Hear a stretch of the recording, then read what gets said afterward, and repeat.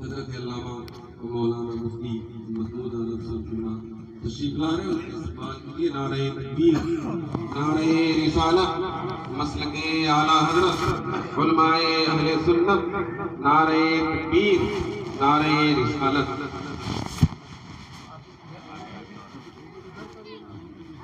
اوپر نہیں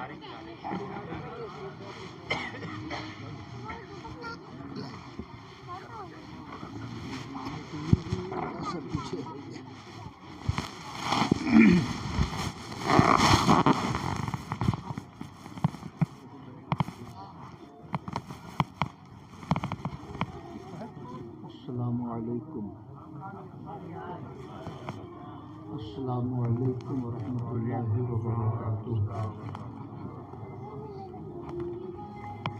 الحمد للہ رب العالمین، والصلاة والسلام علی سید الانبیاء والمرسلین وعلی آلہ وصحبہ اجمعین، اما بعد فاعوذ باللہ من الشیطان الرجیم، بسم اللہ الرحمن الرحیم۔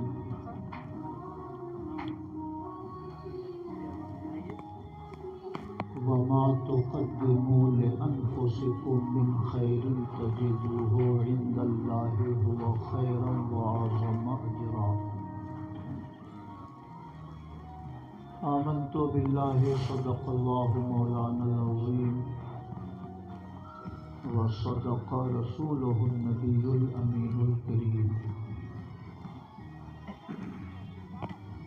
انتہائی احترام و عقیدت کے ساتھ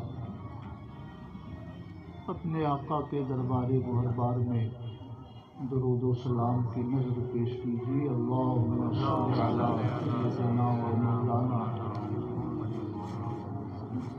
محمد معدن الجود والکرم وعلی آلہ وصحبہ وبارک وسلم، صلاۃ و سلام علیک یا رسول اللہ۔ رفیقان گرامی، آج کی اس مختصر سی مجلس کا اہتمام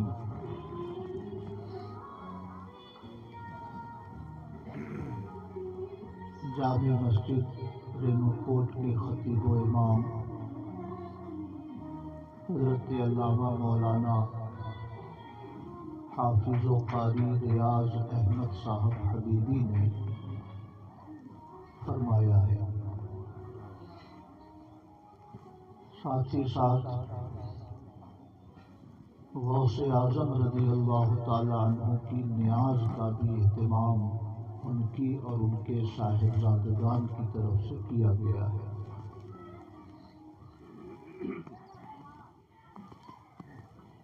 اور یہ ہم سب کے لیے مشترکہ خوش بختی ہے کہ آج کی اس مجلس میں استاذ العلماء فیضان حضور حافظ ملت حضور نصیر ملت صاحب قبلہ مدظلہ العالی بھی جلوہ فرما ہے۔ انشاءاللہ ان کی دعاؤں پر اس مجلس کا اختتام ہوگا۔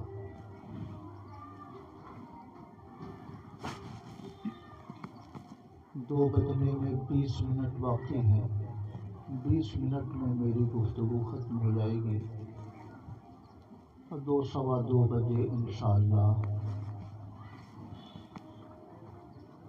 توشہ شریف کی نیاز پیش کی جائے گی۔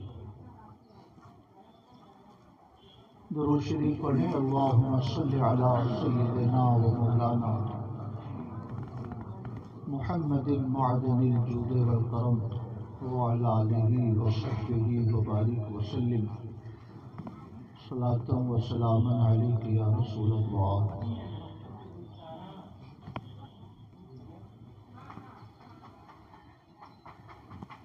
بہت خوشی اس بات کی بھی ہے کہ حضور نصیر ملت صاحب قبلہ کی سرپرستی میں احباب کا ایک قافلہ ابھی ہفتے دو ہفتے پہلے حرمین شریفین کی زیارت سے مشرف ہو کر واپس ہوا ہے، جس قافلے میں خوش نصیبی سے ہمارے انور صاحب عزیزی بھی موجود تھے۔ محمد فیروز صاحب نے بھی حضرت کی دعاؤں کے سائے میں عمرہ کرنے کی سعادت حاصل کی، اور قافلے کے احباب سے یہ پتہ چلا کہ محمد فیروز صاحب عرف پپو بھائی نے حضور نصیر ملت کی بہت خدمت کی، حضرت کی بہت دعائیں حاصل کی۔ تو اللہ تعالی ہمارے ان تمام بھائیوں کے سفر عمرہ کو قبول فرمائے، اور ہم سب کو بھی اس بارگاہ ناز کی بار بار حاضری نصیب فرمائے۔ درود شریف پڑھیں۔ اللہم صلی علی سیدنا و مولانا محمد معدن الجود والکرم وعلی آلہ وصحبہ وبارک وسلم، صلاۃ و سلام علیک یا رسول اللہ۔ دو تین شعر ناز شریف کے سماعت فرمائے۔ بدل جاتے ہیں اس کے باطنی حالات طیبہ میں، بدل جاتے ہیں اس کے باطنی حالات طیبہ میں، بدل جاتے ہیں اس کے باطنی حالات طیبہ میں، گزارے جو خلوص قلب سے کچھ رات طیبہ میں، گزارے جو خلوص قلب سے کچھ رات طیبہ میں، متاع نور نے اس کو نوازا اپنے جلووں سے،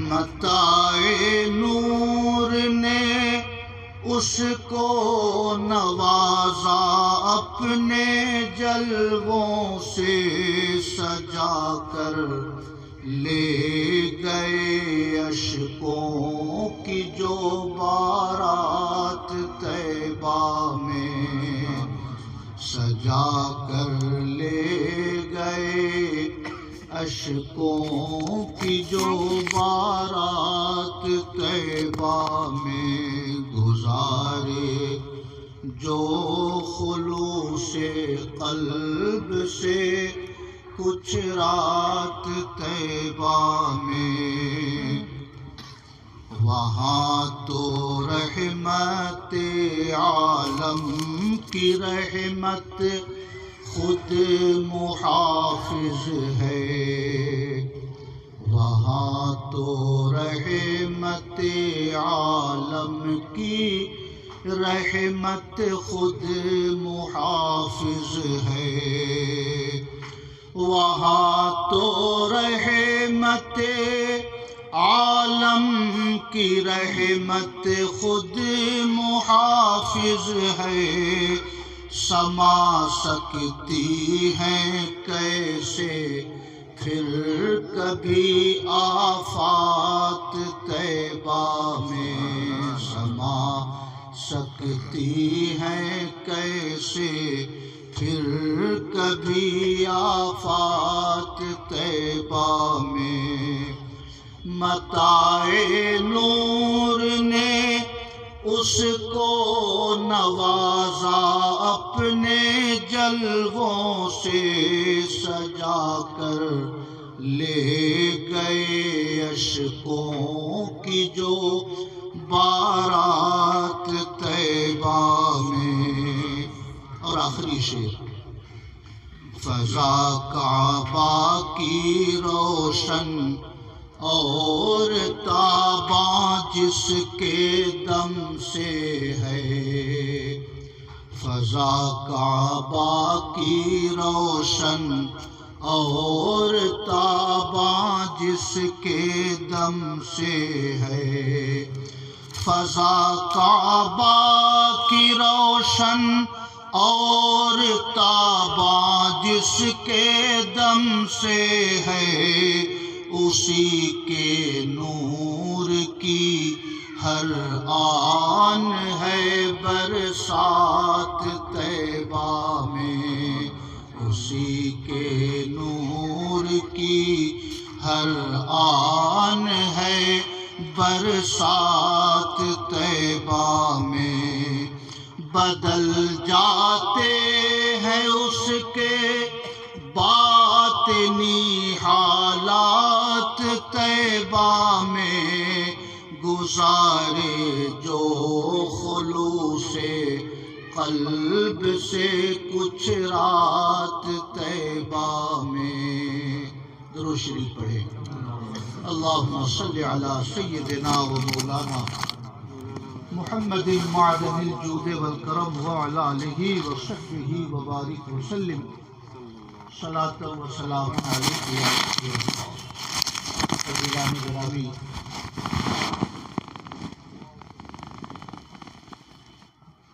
اللہ رب العزت کے ہم بندے، نبی کریم صلی اللہ تعالی علیہ وسلم کے ہم امتی ہیں، اور اللہ کے نیک بندے جنہیں اولیاء کرام کہا جاتا ہے. ہم اولیاء کرام کے عقیدت مند اور غلام ہیں. یہ تین رشتے ہیں اسلام کی پیروی کرنے والے مسلمانوں کی زندگی میں.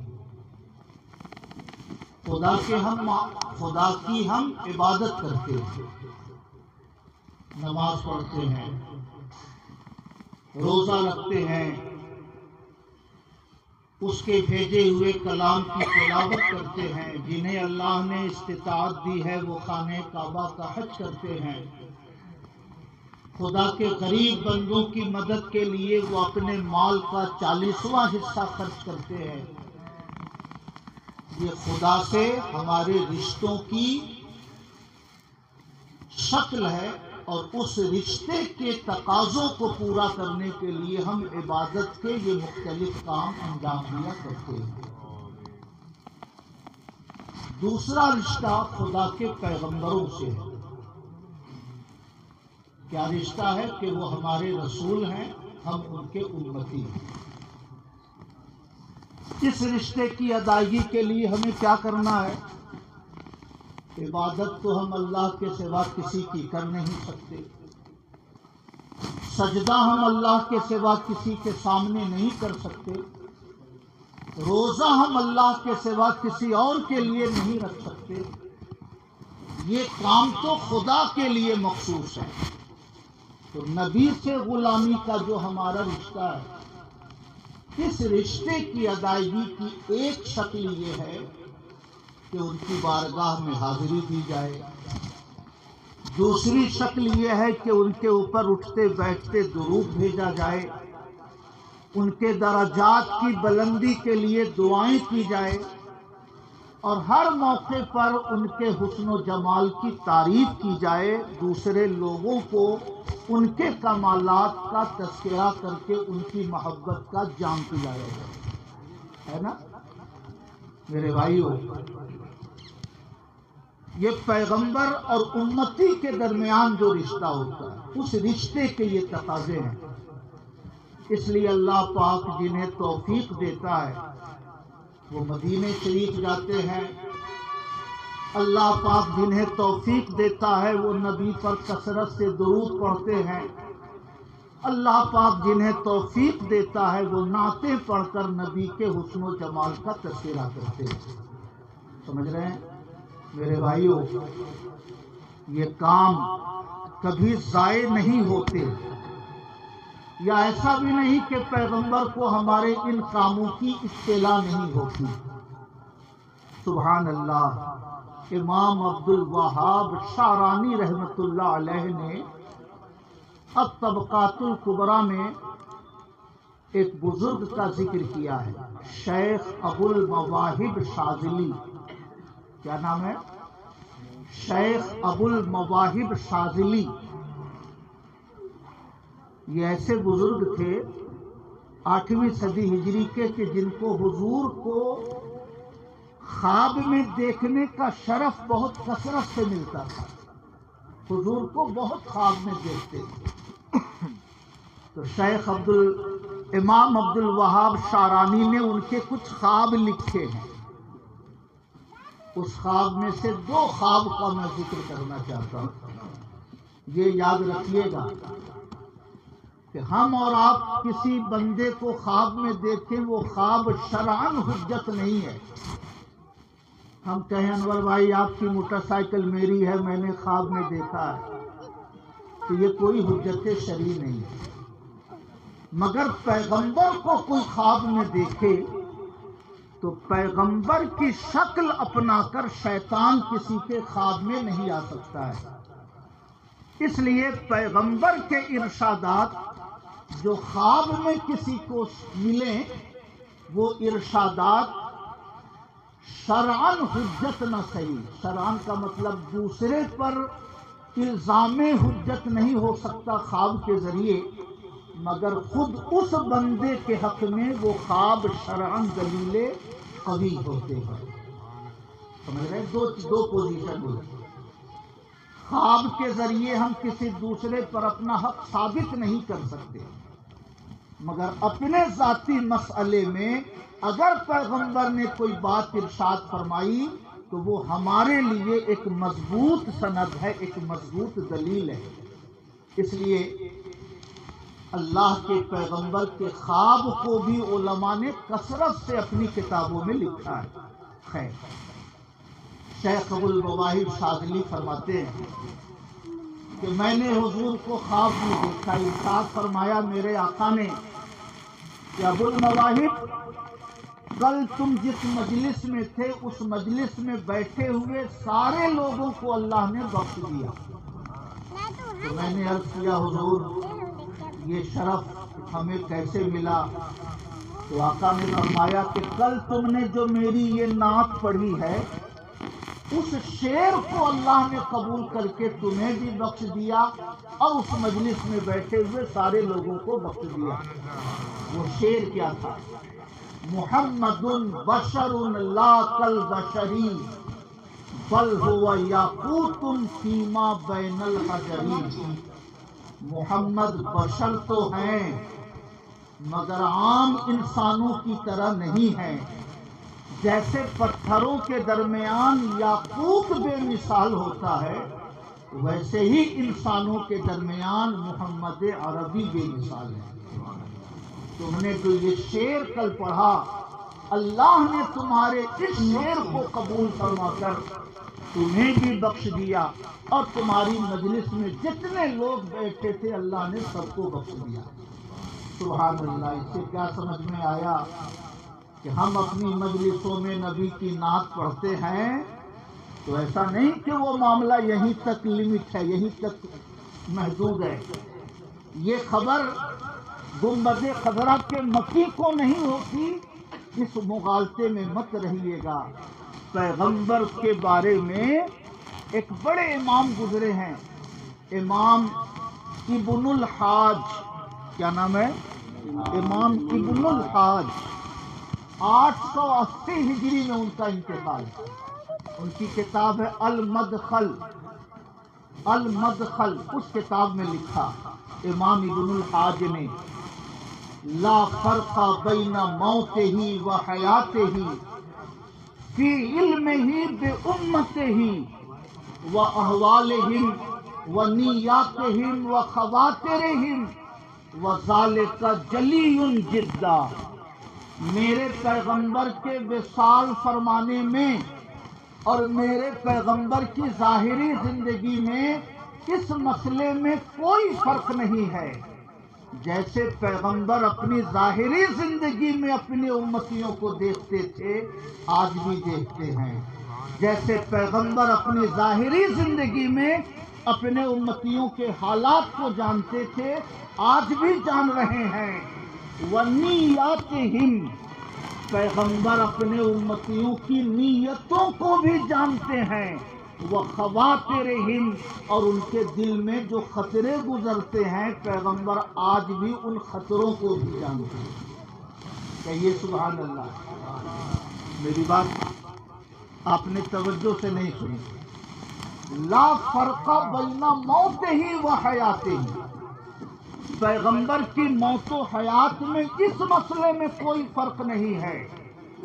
جیسے کل دیکھتے تھے آج دیکھتے ہیں، جیسے کل ان کے حالات سے باخبر تھے آج باخبر ہیں، جیسے کل اپنے امتیوں کی نیتوں کو جانتے تھے آج بھی جانتے ہیں، بلکہ اپنے امتیوں کے دل میں جو خطرے گزرتے ہیں، وسوسے گزرتے ہیں، پیغمبر جیسے کل جانتے تھے وصال کے بعد آج بھی اپنے غلاموں کے دلوں کے خطروں کو جانا کرتے ہیں۔ کہیے سبحان اللہ۔ امام امام ابو المواہب شاذلی نے مصر کے قاہرہ میں یہ شعر پڑھا، اور مدینے والے نے خواب میں بشارت دے دی کہ اللہ نے تمہیں بھی بخش دیا، اور اس مجلس میں جتنے بیٹھے تھے اللہ نے سب کو بخش دیا۔ اس کے بعد شیخ ابو المواہب شاذلی جب تک زندہ رہے اپنی ہر مجلس میں یہ شعر ضرور پڑھتے تھے، کیونکہ پیغمبر نے بشارت دی تھی کہ اللہ نے اس شعر کے صدقے میں تم کو بخش دیا۔ کہیے سبحان اللہ۔ اور اس سے یہ سمجھ میں آیا کہ ہمارے نوجوانوں کو گانا نہیں گانا چاہیے، حرام ہے۔ موقع ملے تو نبی کی نعت پڑھیے، اپنے بیٹوں کو نعت سکھائیے، اپنی بچیوں کو نعت سکھائیے۔ یہ چھوٹی سی بچی اس نے نعت شریف پڑھی، اللہ کرے یہ نور یہ سرور اس کی طبیعت میں مرتے دم تک قائم رہے۔ نسل جب نبی کی نعت پڑھتی ہے تو اس کے دلوں میں نبی کی محبت کا چراغ جلا کرتا ہے، اور کبھی مدینے والے کی نظر کرم ہو گئی تو وہ ایک نعت ہی اس بندہ مومن کی مغفرت کا ذریعہ بن جایا کرتی ہے۔ کہیے سبحان اللہ۔ اور درود شریف، یعنی ہم اپنے نبی سے غلامی کا جو رشتہ رکھتے ہیں، اس رشتے کو ادا کرنے کے لیے نبی کے لیے جو درود پڑھتے ہیں اس کی خبر بھی ہمارے نبی کو ہوتی ہے۔ ابو المواہب شاذلی فرماتے ہیں، میں نے عرض کیا حضور قیامت کے دن مجھے بھولیے گا نہیں، جب اپنے غلاموں کی شفاعت کیجیے گا تو حضور مجھے بھی یاد رکھیے گا، مجھے چھوڑیے گا نہیں۔ تو آقا فرماتے ہیں ابو المواہب میں تمہیں کیسے بھول سکتا ہوں، تم میرے لیے روزانہ 1000 درود پڑھتے ہو، تم میرے لیے روزانہ سورہ انا اعطیناک الکوثر پڑھتے ہو، تم درود اور سورہ کوثر کا ثواب مجھے پہنچاتے ہو، تو میں تمہیں کیسے بھول سکتا ہوں۔ سورہ کوثر کا ثواب تو میں اپنے لیے رکھتا ہوں، اور درود کا ثواب میں نے تمہارے لیے رکھا ہے، وہ قیامت کے دن وہ ثواب تمہاری مغفرت کا ذریعہ بنے گا۔ محبت سے کہیے سبحان اللہ۔ اس لیے امام اہل سنت نے ہم لوگوں کو 100 سال پہلے یہ عقیدہ دیا، فریاد امتی جو کرے حال زار میں، ممکن نہیں کہ خیر بشر کو خبر نہ ہو۔ کہیے سبحان اللہ، اور محبت سے کہیے سبحان اللہ۔ اس لیے میرے بھائی 3 رشتے ہم رکھتے ہیں، بیٹا بیٹی کا رشتہ، شوہر بیوی کا رشتہ، یہ تو دنیا کا رشتہ ہے، یہ سارا معاملہ دنیا تک محدود ہے، مگر یہ رشتہ وہ ہے خدا سے بندے کا رشتہ، پیغمبر سے امتی کا رشتہ، اور اللہ کے نیک بندوں سے عقیدت مندی کا رشتہ، یہ رشتہ دنیا میں بھی کام آئے گا اور یہ رشتہ آخرت میں بھی انشاءاللہ کامیابی کا ذریعہ بنے گا۔ محبت سے کہیے سبحان اللہ۔ تو فرمایا حضور میں تمہیں کیسے بھول سکتا ہوں، تم میرے لیے روزانہ 1000 درود پڑھتے ہو، سورہ کوثر پڑھ کے ثواب پہنچاتے ہو، میں تمہیں کیسے بھول سکتا ہوں؟ کوثر کا ثواب تو میں تمہیں لوٹا دیتا ہوں، اور درود کا ثواب میں نے قیامت کے لیے محفوظ رکھا ہے، یہ ثواب قیامت کے دن تمہاری نجات کا ذریعہ بنے گا۔ کہیے سبحان اللہ۔ اس لیے مسلمانوں نمازیں پڑھو تاکہ رب کی بندگی کا حق ادا ہو سکے، روزہ رکھو تاکہ اپنے خالق کی بندگی ہم ادا کر سکیں، اور نبی کو کی ہم عبادت نہیں کر سکتے، نبی کو ہم سجدہ نہیں کر سکتے، مگر نبی پر ہم درود بھیج سکتے ہیں، نبی کی بلندی درجات کے لیے ہم اللہ سے عرض کر سکتے ہیں، اس لیے نبی پر درود پیش کرو، نعتیں پڑھو، نبی کے حسن و جمال کا قصہ سناؤ، اپنی نسل کو نبی کی محبت سکھاؤ، کیونکہ یہ رشتہ نبی سے امتی کا اگر مضبوط رہا تو قیامت کے دن انشاءاللہ جیسے اپنے دوسرے غلاموں کی شفاعت فرمائیں گے، اپنے اس غلام کی بھی شفاعت ضرور فرمائیں گے، اور حضور کی شفاعت ہی حاصل کرنے کا ذریعہ مدینے کا سفر ہے۔ حضور فرماتے ہیں من زار قبری وجبت لہو شفاعتی، من زار قبری وجبت لہو شفاعتی، ہم نے درود پڑھا، ہم نے نیاز پیش کی، شفاعت واجب نہیں ہے نبی پر، ان کی مرضی پر ہے، جس غلام کی چاہیں شفاعت کرے، جس غلام کو چاہیں نظر انداز فرمائے، مگر جو مسلمان ان کی قبر انور پہ حاضری دے لیتا ہے، پیغمبر فرماتے ہیں وجبت لہو شفاعتی، اس کی شفاعت کرنا میرے اوپر لازم ہو جاتا ہے۔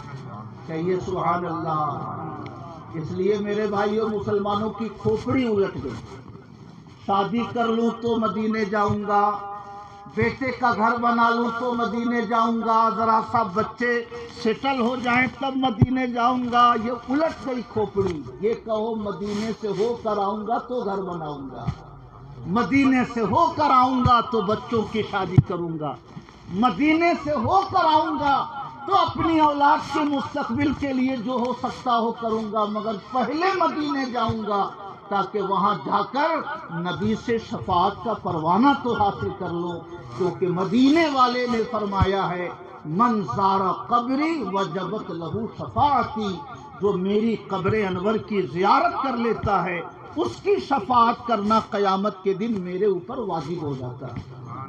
سبحان اللہ۔ اور آخری رشتہ کیا ہے؟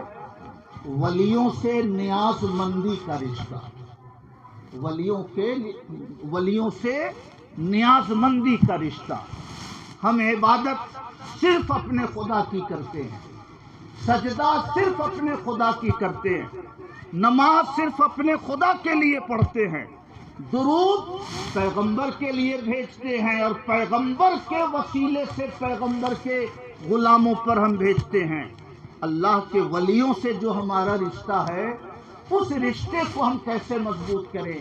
اس رشتے کو مضبوط کرنے کا طریقہ ہے ایصال ثواب اور ان کے لیے نیاز پیش کرنا۔ سمجھ رہے ہیں؟ کیا کیجئے؟ ایصال ثواب کیجئے اور ان کے لیے نیاز پیش کریے۔ مگر وہابیت مسلمانوں کا رشتہ گنبد خضرا والے سے بھی توڑنا چاہتی ہے، اور مسلمانوں کا رشتہ اللہ کے ولیوں سے بھی توڑنا چاہتی ہے۔ اس لیے وہابی فکر کی تبلیغ کرنے والے لوگ بدعت کہہ کر نیاز سے بھی روکتے ہیں، فاتحے سے بھی روکتے ہیں، اللہ کے ولیوں کی بارگاہوں میں جانے سے بھی روکتے ہیں، تاکہ اللہ کے بندوں سے، محبوب بندوں سے ان کا رشتہ ٹوٹ جائے۔ مگر میں آپ سے عرض کرنا چاہتا ہوں، اللہ کے ولیوں کے لیے نیاز پیش کرنا ایسا نہیں کہ یہ اسلام کے خلاف ہے۔ اسماعیل دہلوی جس نے ہندوستان میں وہابیت کی بنیاد ڈالی، اس کے دادا کا نام ہے شاہ ولی اللہ محدث دہلوی۔ کیا نام ہے؟ شاہ ولی اللہ محدث دہلوی۔ اعلیٰ حضرت سے تقریباً اعلیٰ حضرت پیدا ہوئے 1272 میں، اور شاہ ولی اللہ یعنی اسماعیل دہلوی کے دادا کا انتقال ہوا 1176 میں، یعنی اعلیٰ حضرت کے پیدا ہونے سے 96 سال پہلے شاہ ولی اللہ کا انتقال ہوا۔ شاہ ولی اللہ کی سوانح حیات ہے جو ان کے خلیفہ مولانا عاشق پھلتی نے لکھی ہے۔ اس سوانح حیات میں مولانا عاشق لکھتے ہیں شاہ ولی اللہ کے بارے میں کہ شاہ ولی اللہ نے فرمایا، ایک بار دلی میں وبا پھیل گئی، جیسے کورونا پھیلا تھا ہندوستان میں، تو پہلے کبھی پلیگ پھیلتا تھا، کبھی ہیضہ پھیلتا تھا، اس کا کوئی اسپیشل نام نہیں تھا، وہ وبائی مرض پھیل گیا۔ ایک بوڑھی عورت میرے پاس آئی، کہا حضور وبا پھیل گئی ہے دلی میں، کہیں میرے بیٹے پوتوں کو کوئی خطرہ نہ ہو، تو اس لیے حضور دعا فرما دیجئے میرے بیٹے پوتے سلامت رہیں۔ میں نے اس بڑھیا کو پلیٹ پر تعویذ لکھ کے دیا زعفران سے۔ بعض مشکل امراض میں حضور نصیر ملت بھی پلیٹ پر تعویذ لکھ کے پینے والا دیتے ہیں۔ تو شاہ ولی اللہ فرماتے ہیں کہ میں نے پینے والا تعویذ دیا کہ اس پلیٹ کو دھو کر سارے بچوں کو پلانا۔ یہ کام تو ہم بھی کرتے ہیں، پہلے بھی ہوتا تھا، آج بھی ہوتا ہے، جو اگلی بات ہے وہ سنیے۔ اور فرمایا کہ 1 روپیہ شیخ عبد القادر جیلانی کے نام پر، 1 روپیہ خواجہ معین الدین چشتی کے نام پر، 1 روپیہ خواجہ قطب الدین بختیار کاکی کے نام پر، 1 روپیہ شیخ احمد بدوی کے نام پر، 5 بزرگوں کا نام لیا کہ روزانہ 1 روپیہ نکالتی جانا، اور 3 دن میں جب 15 روپے ہو جائیں تو لے کر آنا، تاکہ میں اس کی شیرینی بنا کر ان 5 بزرگوں کی روح کو ثواب پہنچاؤں۔ بڑھیا نے ویسا ہی کیا۔ شاہ ولی اللہ فرماتے ہیں کہ اللہ تعالیٰ نے اس کے بیٹے پوتوں کو سلامت رکھا، وبائی مرض سے ان کے بیٹے پوتے محفوظ رہے۔ اس زمانے میں اورنگزیب کے بعد کوئی جو مغل بادشاہ رہا ہو، شاہ عالم یا اور کوئی، اس کا ایک کمانڈر صدیق خان، وہ بھی آئے شاہ ولی اللہ کے پاس، کہا حضور دلی میں وبا پھیلی ہوئی ہے، کہیں ایسا نہ ہو کہ میرے بیٹے پوتوں کو کوئی خطرہ ہو۔ تو شاہ ولی اللہ فرماتے ہیں کہ میں نے اس سے کہا فلاں بڑھیا آئی تھی تو میں نے اس کو یہ کہا تم بھی ایسا کرو اور 5 بزرگوں کے نام پر 1 روپیہ نکالتے جاؤ، 3 دن میں جب 15 روپے ہو جائیں تو لے کر آؤ، تاکہ میں 5 بزرگوں کے لیے شیرینی بنا کر یہ سالے ثواب کر سکوں۔ صدیق خان نے بھی ویسا ہی کیا، اور اللہ تعالیٰ نے اس کے بیٹے پوتوں کو بھی اس وبائی بیماری سے محفوظ رکھا۔ کہیے سبحان اللہ۔ امام احمد رضا کے پیدا ہونے سے 96 سال پہلے اسماعیل دہلوی جس نے ہندوستان میں وہابیت کی بنیاد ڈالی، اس کے دادا اس زمانے میں 15 روپے کی شیرینی بنا رہے ہیں اور فاتحہ کر رہے ہیں 5 بزرگوں کو، تاکہ ان بزرگوں کے صدقے میں اللہ تعالیٰ اس کے بیٹے پوتوں کو سلامت رکھے۔ اس سے کیا سمجھ میں آیا کہ فاتحہ امام احمد رضا نے نہیں شروع کی ہے، امام احمد رضا کے پیدا ہونے سے سینکڑوں سال پہلے ہندوستان کے مشائخ بھی فاتحہ پڑھتے تھے اور اللہ کے نیک بندوں کے لیے نیاز پیش کرتے تھے، بلکہ اس نیاز کو وہ بلاؤں سے محفوظ رہنے کا ذریعہ سمجھا کرتے تھے۔ کہیے سبحان اللہ۔ مگر یہ دور فتنوں کا دور ہے۔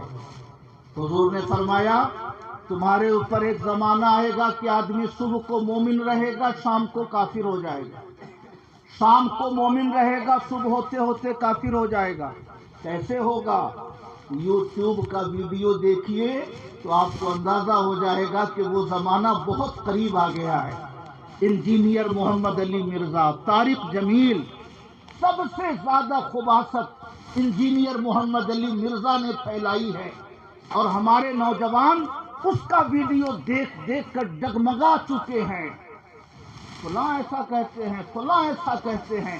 میرے بھائیو، میں آپ سے عرض کرنا چاہتا ہوں، یہ دور جدید کے وہابیت کے مبلغین امام احمد رضا کی باتوں کو نہ قبول کریں۔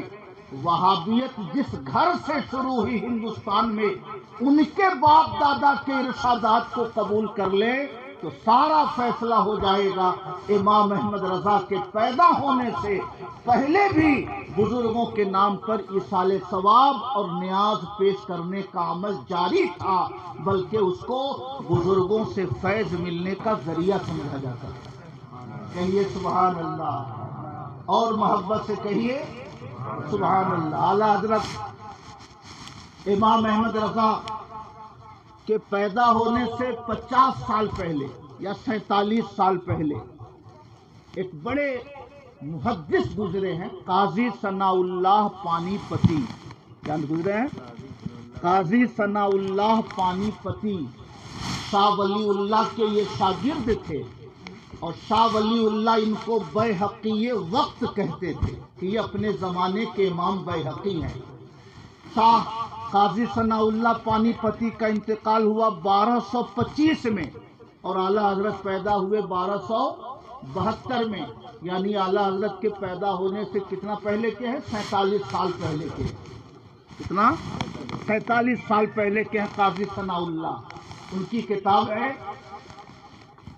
تذکرۃ الموتیٰ والقبور، تذکرۃ الموتیٰ والقبور۔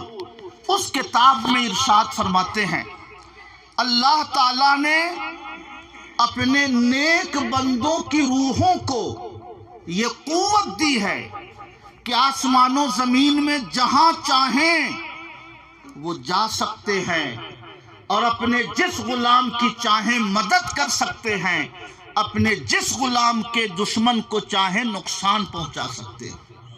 اللہ نے اپنے محبوبوں کی روحوں کو یہ طاقت دی ہے۔ یہ کس نے لکھا ہے؟ اعلیٰ حضرت کے پیدا ہونے سے کتنا پہلے؟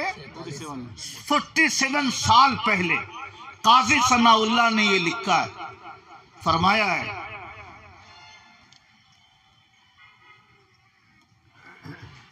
ارواح عیسیٰ در زمین و آسمان و بہشت ہر جا کے خواہند می روند۔ اللہ کے ولیوں کی روحیں آسمان و زمین میں جہاں چاہتی ہیں جاتی ہیں۔ و دوستان و معتقدان را در دنیا و آخرت مددگاری می فرمایند، اور اپنے دوستوں کو دنیا اور آخرت میں مدد پہنچاتے ہیں۔ و دشمنا را ہلاک می نمایند، اور اپنے دوستوں کے دشمنوں کو ہلاک فرمایا کرتے ہیں۔ کہیے سبحان اللہ۔ اس لیے میرے بھائیو، اعلیٰ حضرت کے پیدا ہونے سے 47 سال پہلے قاضی ثناء اللہ لکھ گئے کہ ارواح اولیاء جہاں چاہیں جاتی ہیں، اپنے جس مرید کی، اپنے جس عقیدت مند کی چاہیں مدد فرماتی ہیں، جس دشمن کو چاہیں ہلاک فرماتی ہیں۔ اس لیے اگر ہم غوث اعظم کی نیاز پیش کرتے ہیں، غوث اعظم کو مدد کے لیے پکارتے ہیں، غوث اعظم کی غلامی کو اپنے لیے نجات کا ذریعہ سمجھتے ہیں، تو یہ امام احمد رضا کی کوئی نئی فکر نہیں ہے۔ امام احمد رضا کے پیدا ہونے سے 96 سال پہلے شاہ ولی اللہ بھی نیاز پیش کرتے تھے، اور 47 سال پہلے قاضی ثناء اللہ نے لکھا کہ جہاں چاہیں ان کی روح جا سکتی ہے، اور جس عقیدت مند کی چاہیں مدد کر سکتی ہے۔ کہیے سبحان اللہ۔ اس لیے حضور مفتی اعظم ہند نے فرمایا، کہا جس نے یا غوث غثنی تو دم میں، کہا جس نے یا غوث غثنی تو دم میں، ہرائی مصیبت ٹلی غوث اعظم۔ کرو ہم پہ اتنا کرم غوث اعظم کہ ہو دور رنج و علم غوث اعظم. یہ دل ہے جگر ہے یہ آنکھیں یہ سر ہے جہاں چاہو رکھو قدم غوث اعظم. کہیے سبحان اللہ. میرے بھائیو، جب جب حضور نصیر ملت تشریف لائیں رینو کوٹ، ہمارے حاجی پیر محمد صاحب 1 کلو سیب لے کر پہنچ جائیں. حضور آپ کو سیب پسند ہے، یہ سیب میں لے کر آیا ہوں. پھر کبھی گزرے 1 کلو سیب لے کے پہنچ گئے، پھر کبھی گزرے 1 کلو سیب لے کے پہنچ گئے. اب کبھی گزر ہوا حضور نصیر ملت کا اور سیب نہیں پہنچا تو دل میں خیال آئے گا، ارے میرے ایک مرید تھے جو سیب لاتے تھے، کیا ہو گیا نہیں آیا؟ کیا ہو گیا ان کا سیب نہیں آیا؟ کہیں پریشان تو نہیں، کہیں بیمار تو نہیں؟ سلیم نٹراج صاحب سے پوچھیں گے کہ پیر محمد صاحب کہاں ہیں، طبیعت تو ٹھیک ہے نا ان کی؟ جیسے انسانوں کو کہیں سے تحفہ ملے تو انسان اسے یاد رکھتا ہے، اسی طرح ارواح صالحین کو جب کسی گھر سے نیاز پہنچتی ہے تو صالحین کی روحیں اپنے اس غلام پر خصوصی توجہ فرماتی ہیں، اور اگر کبھی نیاز نہ پہنچے تو ارواح صالحین ان کی مدد کے لیے آتی ہیں اور اذن الہی سے اپنے اس غلام کی دستگیری فرماتی ہیں. کہیے سبحان اللہ. اس لیے سلسلہ قادریہ کے بزرگوں نے فرمایا ہے ہر مہینے کی 11ویں کو غوث اعظم کی نیاز پیش کرو، ہر مہینے کی 11ویں کو نیاز پیش کرو. بلکہ مفتی احمد یار خان نعیمی نے لکھا کہ ہر دن 10 روپے 20 روپے نکلتے جاؤ، اور جب 11ویں تاریخ ہو تو غوث اعظم کی نیاز اسی پیسے سے پیش کرو. سال بھر خوشحال رہو گے، سال بھر اللہ کی حفاظت میں رہو گے، کیونکہ اللہ کے ایک محبوب بندے کی روح جب تمہارے اوپر جلوہ گر رہے گی تو تم اذن الہی سے اللہ کی رحمتوں کے سائے میں رہو گے. کہیے سبحان اللہ. تو یہ توشہ شریف بہت بابرکت نیاز ہے. میں بہت مبارکباد دیتا ہوں عالی جناب حافظ ریاض احمد صاحب کو کہ انہوں نے یہ نیاز پیش کی، اور اسی بہانے ہم لوگوں کو غوث اعظم کی بارگاہ میں چند آیتوں کا، چند درودوں کا ثواب پیش کرنے کا موقع ملا.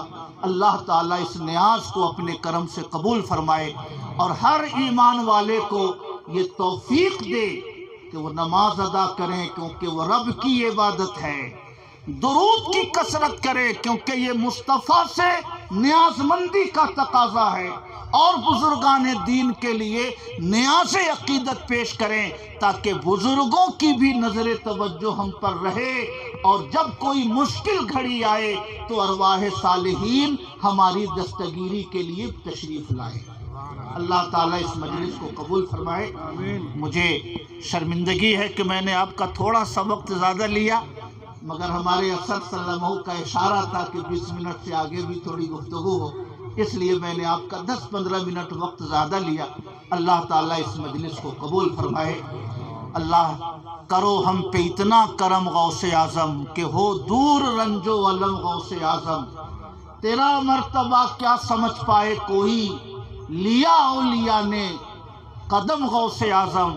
اور حضور مفتی اعظم ہند فرماتے ہیں یہ دل ہے جگر ہے یہ آنکھیں یہ سر ہے جہاں چاہو رکھو قدم غوث اعظم. دارالعلوم قادریہ نوریہ یہ حضور نصیر ملت کی برکت ہے. قادریہ گرلز کالج یہ حضور نصیر ملت کی برکت ہے. کل ہم لوگ گئے ویران بند نگر، ایک حاجی غلام سرور ہیں، 5000 روپے انہوں نے جلسے کے لیے تعاون دیا، مگر اس تعاون سے زیادہ قیمتی ان کا جملہ تھا. انہوں نے کہا کہ اللہ کا شکر ہے کہ دارالعلوم قادریہ نوریہ بڑا کامیاب ادارہ ہے، اور ہم لوگوں کو بھروسہ رہتا ہے کہ دینی اعتبار سے اگر کوئی بھی مسئلہ الجھے گا تو وہاں کے علماء آ کر انشاءاللہ اس مسئلے کو حل فرما دیں گے. تو ہم لوگوں کو بڑا سکون ہے کہ ہم لوگوں کے خطے میں ایک کامیاب ادارہ حضور نصیر ملت نے قائم فرمایا ہے. یہ 2 حضور نصیر ملت کی عظیم الشان برکتیں ہیں، اور تیسری عظیم الشان برکت یہ توشہ شریف کی نیاز ہے. سمجھ رہے ہیں؟ ندودی والے جانتے تھے حضور مجاہد ملت کبھی کبھی تشریف لاتے تو بعض گھروں میں یہ نیاز ہوتی تھی مگر عام طور سے بگاڑو، ددھی، رینو کوٹ اور آس پاس کے مسلمانوں کے گھروں میں یہ نیاز رائج نہیں تھی۔ یہ حضور نصیر ملت کی برکت ہے کہ آج الحمدللہ شادی ہو تو توشہ شریف، گھر کا افتتاح ہو تو توشہ شریف، کوئی تقریب خیر ہو تو توشہ شریف۔ یہ توشہ شریف غوث اعظم کا فیض حاصل کرنے کا ایک شاندار ذریعہ ہے۔ توشہ شریف کیجئے اور غوث اعظم سے اپنی غلامی کا رشتہ مضبوط کیجئے۔ اللہ تعالی ہم سب کو اہل سنت کے عقیدے پر قائم رکھے، اور ان ظالم مبلغوں سے جنہوں نے نوجوانوں کے ایمان اور عقیدے کی بنیادوں کو ہلا دیا ہے، اللہ تعالیٰ ان شر پسند فتنہ گر مبلغین سے ہمارے نوجوانوں کی حفاظت فرمائے۔ وما علینا الا البلاغ۔ السلام علیکم ورحمۃ اللہ وبرکاتہ۔ 28 کو جلسہ بتا دیے۔ ہاں میں بھول گیا یہ کہنا، وہی کہنے کے لیے میں نے گفتگو شروع کی تھی۔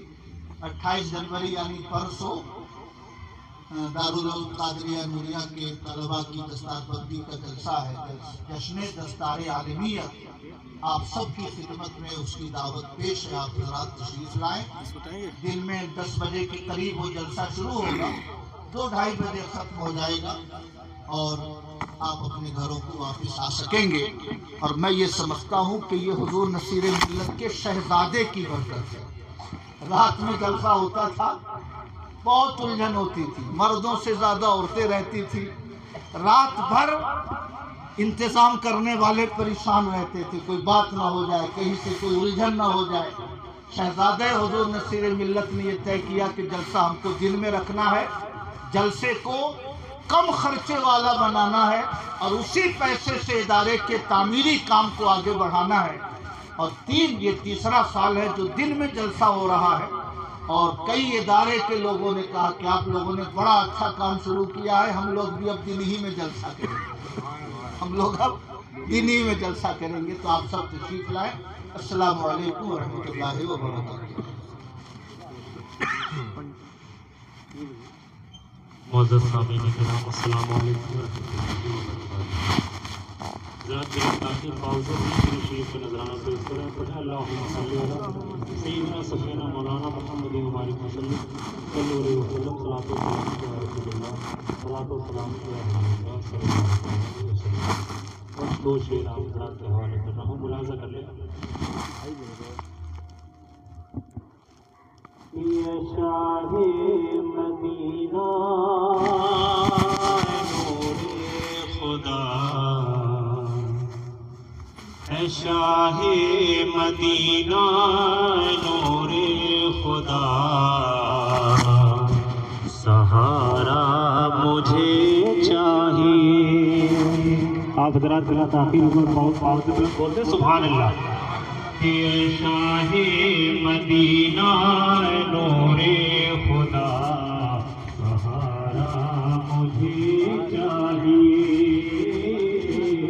سہارا نماز پڑھ لیتے مجھے چاہیے۔ ہے وضو ہے، ہاں ادھر آپ سے بیٹھے آئیے۔ سہارا مجھے چاہیے، سہارا مجھے چاہیے، اے شاہ مدینہ اے نور خدا، سہارا مجھے چاہیے۔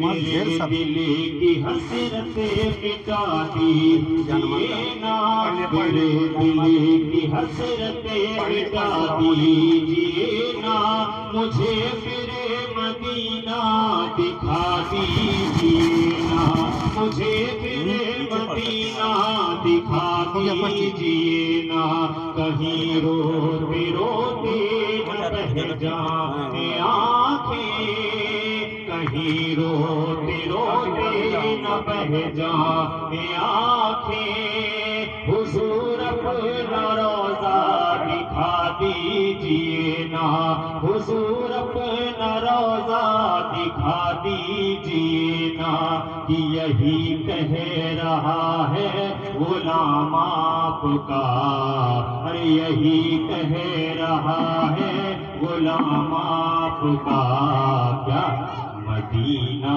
بلا لیجئے، مدینہ بلا لیجئے، مدینہ بلا لیجئے، اے شاہ مدینہ اے نور خدا، سہارا مجھے چاہیے، کہ حضور آپ کا ہو کدھر جاؤں گا میں، حضور آپ کا ہو کدھر جاؤں گا میں، اگر آپ روٹھے تو مر جاؤں گا میں، اگر آپ روٹھے تو مر جاؤں گا میں، عنایت اگر آپ کی ہو گئی تو، عنایت اگر آپ کی ہو گئی تو، خدا کی قسم پھر سنور جاؤں گا میں، خدا کی قسم پھر سنور جاؤں گا میں، فقط آپ کا ہے مجھے آسرا، کہ فقط آپ کا ہے مجھے آسرا، سہارا مجھے چاہیے، سہارا مجھے چاہیے، سہارا مجھے چاہیے، سہارا مجھے چاہیے، اے شاہ مدینہ اے نور خدا، سہارا مجھے چاہیے، زمانے کا میں ہوں ستایا ہوا، سہارا مجھے چاہیے۔ کیا آپ ذرا کھڑے ہیں سلام کے سلام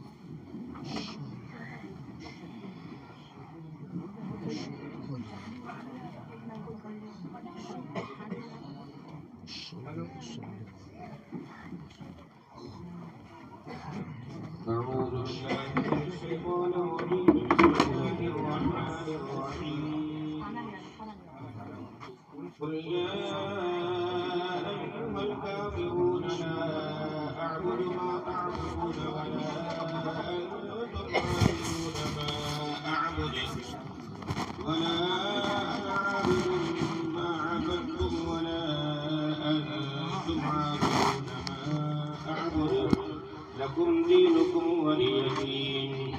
بسم الله الرحمن الرحيم. قل هو الله أحد الله الصمد لم يلد ولم يولد ولم يكن له كفوا أحد. بسم الله الرحمن الرحيم. قل هو الله أحد الله الصمد لم يلد ولم يولد ولم يكن له كفوا أحد. بسم الله الرحمن الرحيم. قل هو الله أحد الله الصمد لم يلد ولم يولد ولم يكن له كفوا أحد. بسم الله الرحمن الرحيم. قل أعوذ برب الفلق من شر ما خلق ومن شر غاسق إذا وقب ومن شر النفاثات في العقد ومن شر حاسد إذا حسد. بسم الله الرحمن الرحيم. قل أعوذ برب الناس ملك الناس إله الناس من شر الوسواس الخناس الذي يوسوس في صدور الناس من الجنة والناس. بسم الله الرحمن الرحيم. الحمد لله رب العالمين الرحمن الرحيم مالك يوم الدين. إياك نعبد وإياك نستعين. اهدنا الصراط المستقيم صراط الذين أنعمت عليهم غير المغضوب عليهم ولا الضالين. بسم الله الرحمن الرحيم. ألف لام ميم.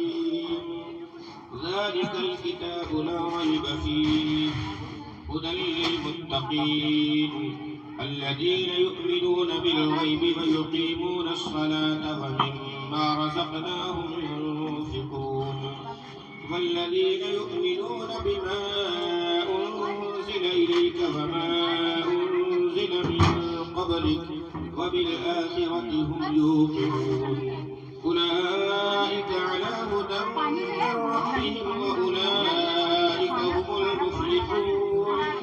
وإلهكم إله واحد لا إله إلا هو الرحمن الرحيم. إن رحمة الله قريب من المحسنين. وما أرسلناك إلا رحمة للعالمين.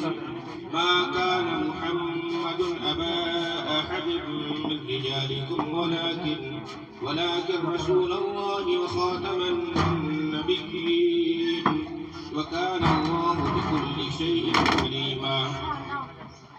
إن الله وملائكته يصلون على النبي يا أيها الذين آمنوا صلوا عليه وسلموا تسليما. اللهم صل على سيدنا مولانا محمد وعلى آل سيدنا مولانا محمد صلى الله تعالى عليه وسلم. أعوذ بالله من الشيطان الرجيم.